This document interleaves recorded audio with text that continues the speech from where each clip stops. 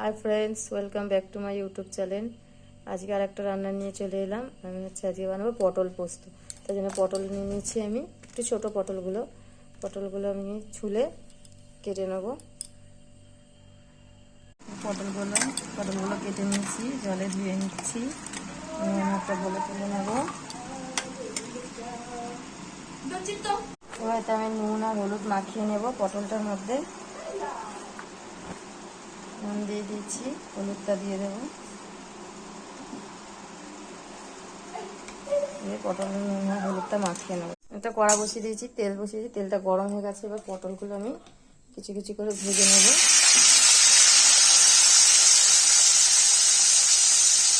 একটা মিক্সিং জারে কাঁচা লঙ্কা নিয়ে নিয়েছি, একটু সর্ষে নিয়ে নেবো আর পোস্ত নিয়ে নেব।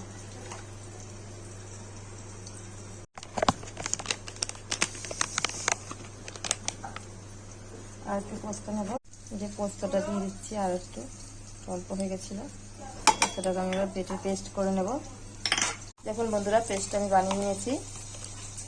একটু অল্প টমেটো অ্যাড করেছি, এটা দেখানো হয়নি।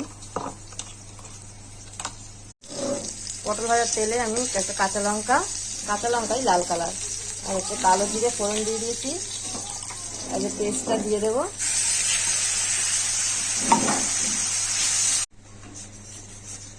যে সরষে পোস্ত পেস্টটা আমি দিয়ে দিয়েছি। পোস্ত নুন দিয়ে দেবো,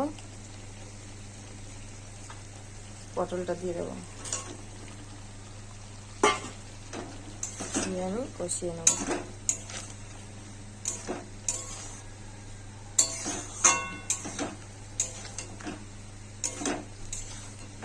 হলুদ পটলে আছে, তার জন্য হলুদ। আর পটলটা আমার হয়ে গেছে, কত সুন্দর হয়েছে। এইভাবে বানিয়ে নিই বাড়িতে।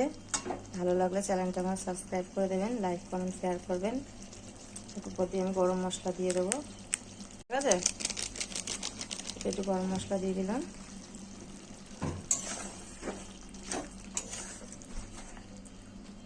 একটু কাঁচা তেল দিয়ে দেবো,